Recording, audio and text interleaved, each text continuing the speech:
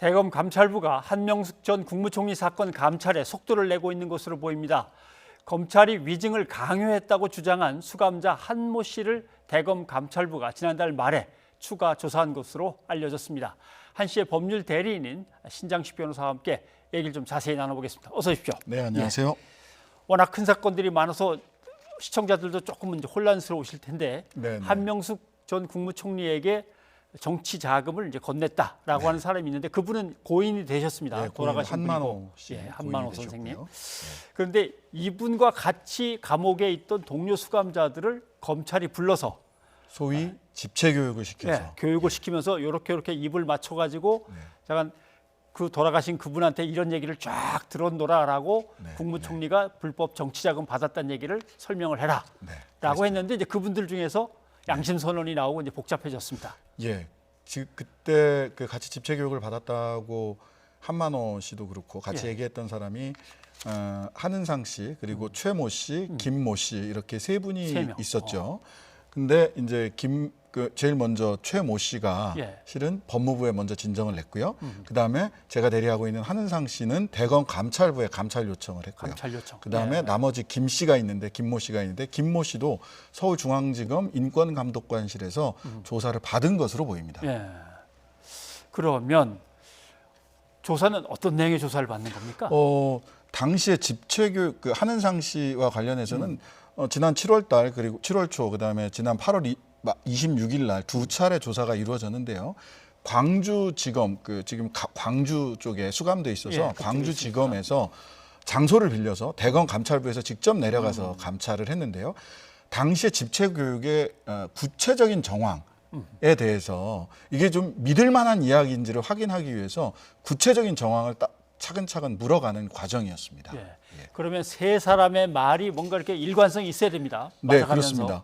그래서 보면 김승훈 씨, 김모 씨, 김모 이름이 이미 다 밝혀졌기 때문에 김모 씨 같은 경우는 여전히 검찰 측과 유사한 당시의 진술 태도를 유지하고 있는 것으로 보입니다. 그러니까 우리 한은상 씨한테 계속해서 김승훈 씨는 이 상황을 이렇게 진술했는데 그게 맞느냐라고 하는 확인하는 질문들을 많이 대검 감찰부 검사님이 많이 물으셨습니다. 뭐 새롭게 등장한 사람이 있다든가 새로운 증거가 나온 건 없습니까? 네, 새롭게 등장한 분이 있습니다. 오늘 대검 감찰부에 저희들이 조사 요청을 했는데요. 이 세 명의 죄수가 있었는데 사실은 증인으로 집체 교육을 받았던 소위 집체 교육을 받은 사람이 한 명 더 있고 이분이 지금 청송 쪽에서 수감 생활을 하고 있는데요. 청송 쪽에. PD수첩에서도 잠깐 나오긴 했는데요. 이분 진술 저희들이 편지 같은 걸 다 봤는데 이분도 진술이 소위 집체 교육이 이루어졌다라는 진술을 하고 있습니다. 그리고 증인으로 신청돼서 기록을 보면 증인 신청 기록이 있습니다. 증인으로 신청돼서 증언을 하러 법정 앞에까지 갔었는데 자기가 도저히 무서워서 거짓말하는 것이 무서워서 증언을 하지 않고 돌아갔다라고 본인은 이야기하고 있습니다. 최모 씨인데요. 이분에 대해서도 추가적인 조사를 해달라라고 대검 감찰부에 요청을 해놓은 상태입니다. 근데 문제는 이게 검찰 조직 문제하고 이제 연관이 돼 있습니다. 윤석열 검찰총장은 대검 인권부로 가져가서 거기서 조사를 해라. 그러니까 중앙지검까지 갔죠. 대검 감찰부는 아니 그게 왜 감찰로 넘어와야지 인권으로 갑니까? 그렇죠. 라고 이제 문제 제기를 했고 추미애 장관은 그래 감찰부가 가져가서 해야지라고 해서 여기서부터 이제 검찰총장과 장관이 이제 벌어지는 겁니다. 그렇죠? 네, 그렇습니다. 자, 그래서 이제 윤석열 총장은 할 수 없이 서울지검에서도 하고 대검에서도 하고 투트랙으로 가자. 이렇게 양보를 한 건데. 거기에 이문정 울산 부장검사가 발탁돼서 감찰부로 왔어요. 감찰부에서 윤석열 총장을 잘 보필하겠다, 바르게 바로 잡겠다라는 말씀을 하셨는데 아직까지 이제 이문정 부장 같은 경우는 이제 발령은 지난주에 받았지만 부임을 한 건 이번 주거든요. 부임한 지 아마 2, 3일밖에 지나지 않아서 구체적으로 어떤 사건의 감찰 임무를 맡게 될지는 아직까지는 밝혀지고 있지는 않습니다. 다만 이 한은상 씨 관련된 사건이 길어지는 거는 단순히 이게 감찰의 폭을 굉장히 넓혔더라고요. 한명숙 전 총리 사건 전체를 들여다보면서 이 감찰을 제대로 해야 되겠다 하고 있기 때문에 이문정 부장이 직접 이 사건에도 맡게 될지 어떨지는 좀 두고 봐야 될 문제인 것 같습니다. 그런데 윤석열 총장이 이제 법무부 장관하고 힘겨루기를 하다가 그럼 양쪽 의견을 묶어가지고 투트랙으로 같이 하죠 하고서 네네. 했는데 윤석열 총장이 시킨 쪽은 이미 7월 말에 조사를 끝냈다고 그냥 보고가 일단 올라온 것 같습니다. 예, 근데 누구를 어떤 분들을 조사를 했는지 저는 조금 의문인데 왜냐하면 일단 한은상 씨 같은 경우는 조사를 받지도 않았고 알았어요. 사실 저희들도 뭐 굳이 중앙지검에서 조사받기보다는 대검 감찰에서 조사를 받겠다 이런 취지로 말씀을 드렸고요.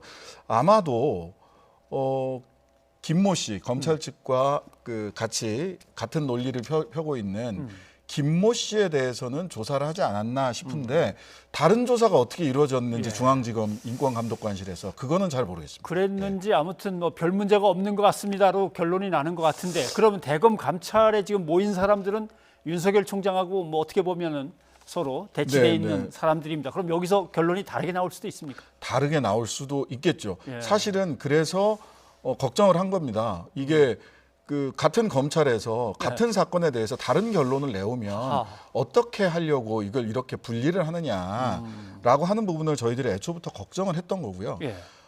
하지만 이 사건의 본질상 대검 감찰부는 수사를 할 수 있는 권한도 있거든요. 예. 단순 감찰이 아니라 실제로 검찰 수사로 들어갈 수 있는 권한도 있기 때문에 다만 인권감독관실에서는 그런 권한은 없습니다. 그래서 예. 강제 수사를 포함하여 직접적인 수사로 갈 수 있는 대검 감찰부에서 하나의 사건을 같은 부서에서 권한을 가진 부서에서 감찰을 하고 수사를 하는 것이 맞지 않겠나라는 생각은 합니다. 자, 뭐 궁금한 건 사실 많습니다. 한명수 전 총리 사건은 그럼 재판이 완전히 종결된 건데 다시 어떻게 해야 되냐? 뭐 많은 것이 궁금하지만 이거는 하나씩 네네. 밟아 나가면서 얘기를 나누기로 네, 하고 네.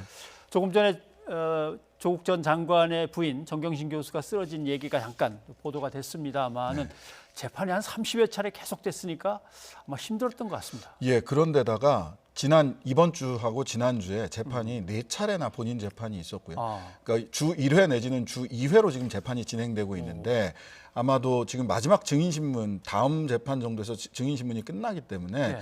굉장히 숨가쁘게 온 부분도 있고요. 그다음에 9월 16일 그러니까 어제죠. 최강욱 열린민주당 대표 재판에서 예.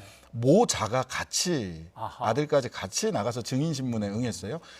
진술 거부권을 행사했지만 이전에 조국 전 장관에 대해서 한 108개에 대한 질문, 그래서 300번의 질문이 오갔던 질문 번호가 한 108개 됐고 이 과정을 똑같이 정경심 교수도 그 재판에 나가서 겪었던 겁니다. 진술을 거부합니다. 또 질문하고 진술을 거부합니다. 질문하고 이러면서 굉장히 그 심신이 좀 견디기 어려운 지경에 이르렀지 않았나 싶은 생각이 듭니다. 예. 사실 기자도 재판을 일주일에 하나, 두 개씩 계속 굉장히 취재를 어렵습니다. 한다 그러면 그래서 기사를 쓴다 그러면 힘들 텐데. 변호사도 형사재판을 한 사건의 형사재판을 일주일에 2건씩 하면 정말 힘들거든요. 예, 알겠습니다. 근데 조국 전 장관이 SNS에 글을 올린 거 보니까 네. 부인이 아파서 입원을 하거나 치료를 받으면 또 기자들이 병원에 엄청 또 드나들면서 진짜 아프냐부터 시작해서 어디가 아프냐 그렇죠. 꼬치꼬치 물었던 모양인데 힘들게 했던 모양입니다. 예. 뭐 부인뿐만 아니라 딸이 혼자 살고 있는 집에 가서 문을 두드린다든지 뭐 이런 일들을 그렇죠. 했기 때문에 이번에는 제발 치료 좀 받을 수 있게 해달라라고 호소를 좀 했고 이런 부분들은 좀 인권 차원에서라도 기자분들도 좀 예. 지켜주셔야 되지 않을까 하는 생각이 뭐 듭니다. 중요한 사건의 한 당사자니까 어떻게 네. 보면 공인이어서 기자가 항상 뭐 취재의 어떤 포커스를 초점을 맞출 수는 맞추고는 밖에 있습니다만은 없지만 예. 어디가 아픈지 얼마나 아픈지 치료가 어떻게 진행되는지 이런 것들은 거기서부터는 완전히 프라이버시입니다. 거기는 개인 정보입니다. 예. 사실은 그 어떤 질병에 걸려 있는지 어떤 치료를 받고 있는지 이거 함부로 얘기하면 뭐 개인정보법 위반이 기사 될 수도 쓰면 있어요. 바로 명예훼손이거나 예, 할 텐데 명예훼손이 될 프라이버시 수도 침해인데 있고요. 예. 취재할 필요도 없는 것인데 이번은 좀 기자들이 그 부분에서는 좀 양해를 좀 많이 해줬으면 좋겠습니다. 네. 자, 근데 검찰의 일이 또 있습니다. 윤석열 검찰총장의 네. 이제 부인과 관련된 거죠. 네. 여러 가지 찬스 중에서 흔히 말하는 남편 찬스에 해당되는 거라고 네. 이제 의혹을 제기당하고 있는 것인데 왜 부인 수사는 공소시효가 얼마 남지 않았다면서 빨리 진행이 안 되느냐라고 청원까지 올라간 것 예, 같습니다. 50억 이상 주가 조작 혐의에 대한 고소 고발이 지난 4월 달에 있었습니다. 최강욱, 황희석 두 분이 고소 고발을 했는데 예. 실제 고소 고발 사건 같은 경우는 고발인 조사를 먼저 하고 피고발인 조사를 하거든요. 그렇죠. 근데 아직 고발인 조사도 이루어지지가 않았습니다. 어허. 그러니까 피고발인 조사는 그 형식상 절차상 일반적인 절차상 이루어졌을 리가 만무한 것이고 예. 근데 이제 공소시효는 5개월밖에 안 남았거든요. 5개월. 예. 그런데다가 사실은 장모 최 씨의 사문서 위조 및 사기 혐의에 대해서도 그 김건희 씨가 같이 공범으로 지금 고소가 돼 있기도 하고요. 네. 그다음에 오늘 또 나왔던 얘기는 그 김건희 씨가 운영하고 있는 코바나 컨텐츠라고 하는 미술 전시 업체가 좀 불명확한 이유로 예. 갑자기 윤석열 총장이 총장으로 임명되기 직전에 포스코 등 우리나라 유수의 대기업들로부터 갑자기 전시회 후원이 급증을 했다라고 하는 부분도 있거든요. 이거는 예. 자칫하면 제3자 뇌물 제공에 그런 의혹이 충분히 있을 수 있는 거라서 이런 부분들도 빠르게 좀 수사가 진행돼야 되지 않나 싶습니다. 네. 어떤 거는 공소시효가 얼마 안 남았다고 엄청난 네, 네. 인력을 투입하기도 하는데 또 네. 어떤 거는 안 그러니까 아마 이제 의혹을 사게 되는 것 네, 그 같습니다. 표창장 재판은 공소시효 하루 남았다고 해서 전격적으로 소환도 없이 공소를 제기했던 바도 있죠. 예. 예. 네, 변호사님 고맙습니다. 네, 감사합니다.